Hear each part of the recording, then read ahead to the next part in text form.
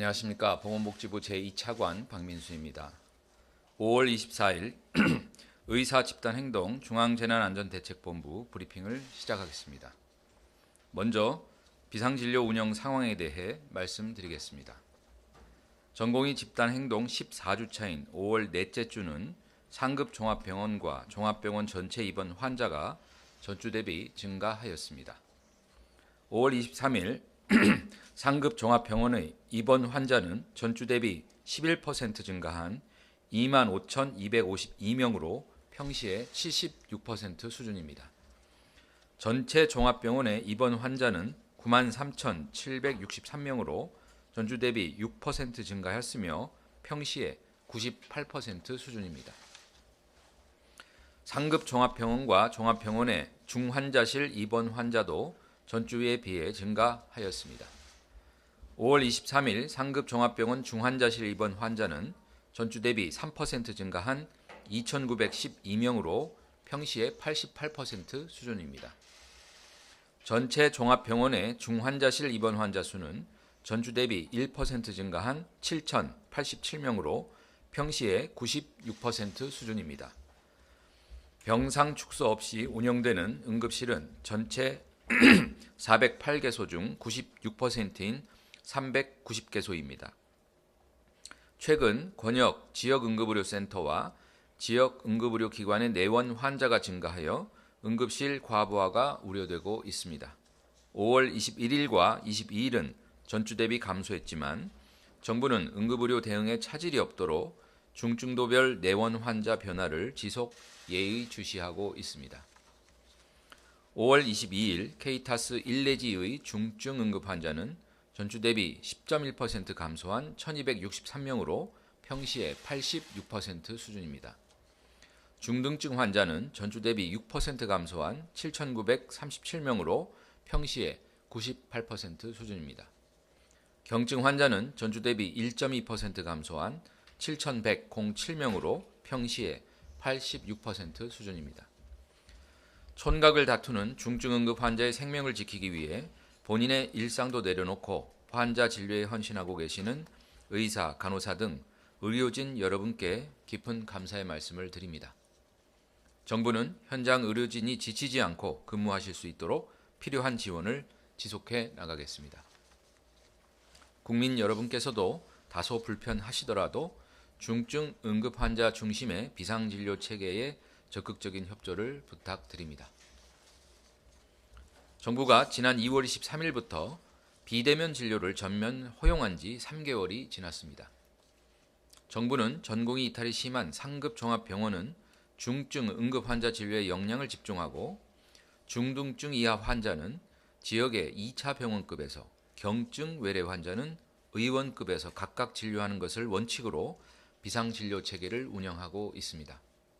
이 과정에서 높아진 지역 병의원의 외래 수요에 원활히 대처하기 위해 정부는 지난 2월 23일부터 의원, 병원 등 희망하는 모든 의료기관에서 초진, 재진 구분 없이 비대면 진료를 실시할 수 있도록 전면 허용한 바 있습니다. 그간 비대면 진료 실적은 대폭 늘어났습니다. 2월 23일부터 4월 30일까지 약 10주간의 의료기관 청구 자료를 분석한 결과 의원급 비대면 진료는 총 38만 3,286건으로 일평균 5,637건이 청구되었으며 병원급 비대면 진료는 총 2,009건으로 일평균 30건이 청구되었습니다. 의료기관에서 진료비를 청구하는 데 약 1개월에서 3개월이 소요된다는 점을 감안할 때 실제로는 더 많은 국민이 비대면 진료를 이용한 것으로 예상할 수 있습니다. 비대면 진료가 이루어진 주요 5대 질환은 고혈압, 당뇨병 등 만성질환과 기관지염, 알레르기 비염, 비인두염 등 경증 질환인 것으로 확인되었습니다. 정부는 비대면 진료 확대가 경증 외래 환자를 동네 병의원으로 분산하고 상급 종합병원은 외래 부담의 완화로 중증 응급 환자 진료 역량에 집중하는 데 기여하였다고 판단하고 있습니다. 각 지역별로 비대면 진료가 가능한 전체 의료기관 명단과 휴일, 야간에도 비대면 진료가 가능한 의료기관의 명단은 건강보험심사평가원 누리집에서 안내하고 있습니다. 정부는 앞으로도 비대면 진료 추진 상황을 주기적으로 점검하여 국민의 의료 이용 불편을 최소화해 나가는 한편 비대면 진료를 통한 환자 만족도, 건강 개선 성과 등에 대한 평가를 실시하여 향후 제도 개선에 참고할 계획입니다. 오늘 중대본에서는 응급 환자 이송 체계 개선 방안에 대해 논의하였습니다. 정부는 2월 19일부터 119 구급 환자 분산 이송 방침에 따라 환자의 중증도와 병원의 역량을 고려한 분산 이송을 해왔습니다. 그 결과 2월 대비 4월 기준 대형 병원 응급실로의 이송 비율은 15% 감소하였고 대신 중소병원 응급실로의 이송은 증가하였습니다. 의료 지도 강화를 위해 구급 지도의사를 한시 확충하고 모든 구급대원을 대상으로 환자 중증도 분류 교육을 시행하였습니다. 응급 환자를 초기에 적정 병원으로 이송할 수 있도록 구급상황관리센터의 이송병원 선정 등 역할도 강화하였습니다. 5월 23일 기준 구급상황관리센터에 접수된 사례는 평시 대비 3.1% 증가한 3,477건이며 이 중 163건에 대해서는 이송병원을 선정하여 적시에 이송될 수 있도록 하였고 이는 평시 대비 77.2% 증가한 수치입니다. 정부는 응급환자 이송 체계를 더욱 강화하기 위해 오늘부터 119 구급상황관리센터와 중앙응급의료센터의 광역응급의료상황실이 공동 대응을 실시합니다. 최중증 응급환자에 대한 이송이 지연되는 경우 구급상황관리센터가 광역응급상황실에 요청하면 그간 비상진료체계 하에서 중증응급환자의 병원 간 전원을 지원해온 광역응급의료 상황실이 119와 함께 적정 병원으로의 신속한 이송을 지원하게 됩니다. 정부는 앞으로도 중증 응급 환자가 골든타임을 놓치지 않고 적시에 적절한 병원에서 치료받을 수 있도록 기관 간 협력을 더욱 강화하는 한편 제도 개선 사항을 지속적으로 검토하여 신속하게 개선해 나가겠습니다. 정부는 의료개혁을 위한 사회적 논의에도 박차를 가하고 있습니다.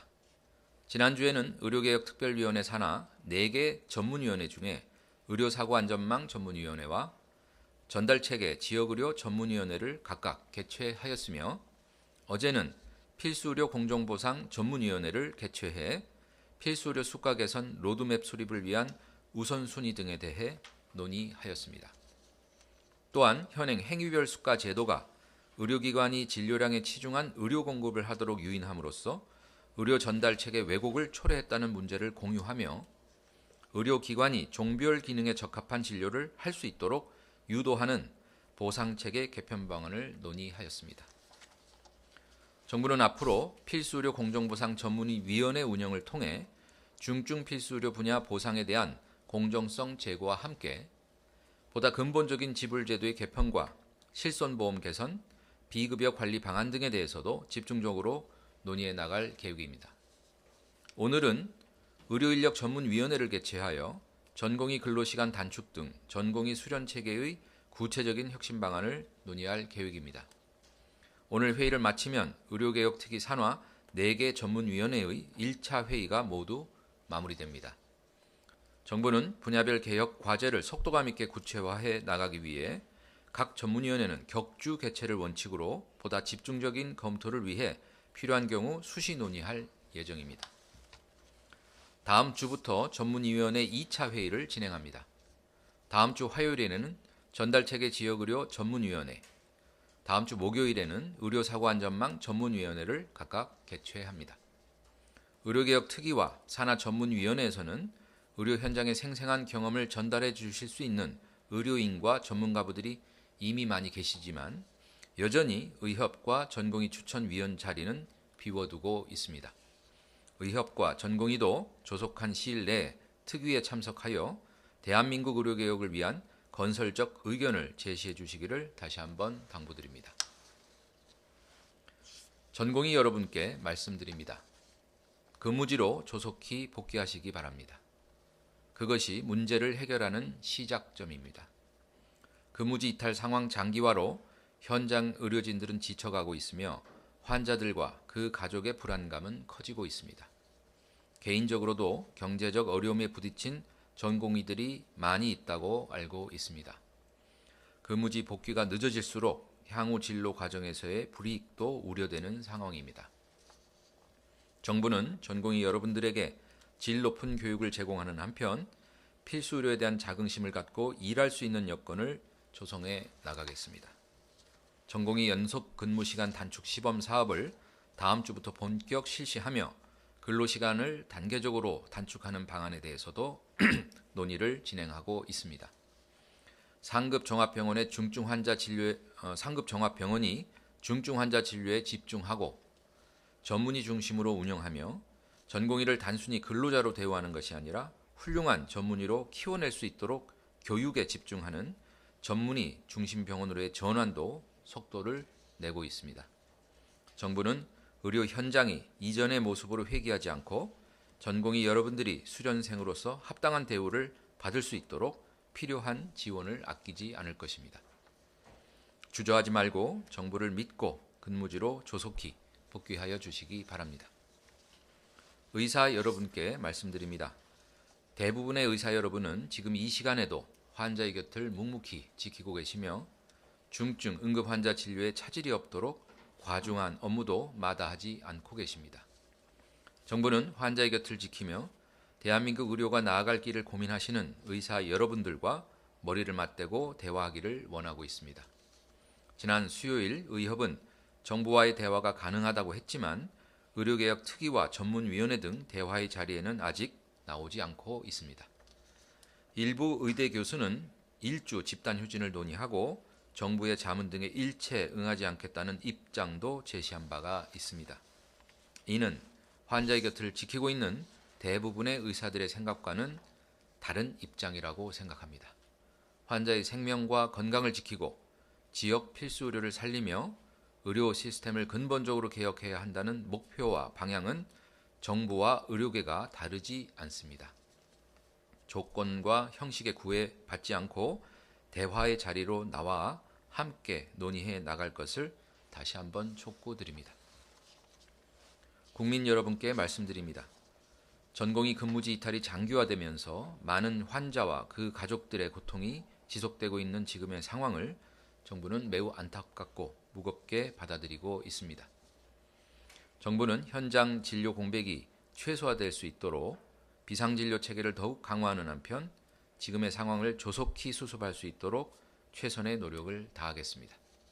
또한 국민의 생명과 건강을 지킬 수 있도록 의료개혁을 차질 없이 진행하겠습니다.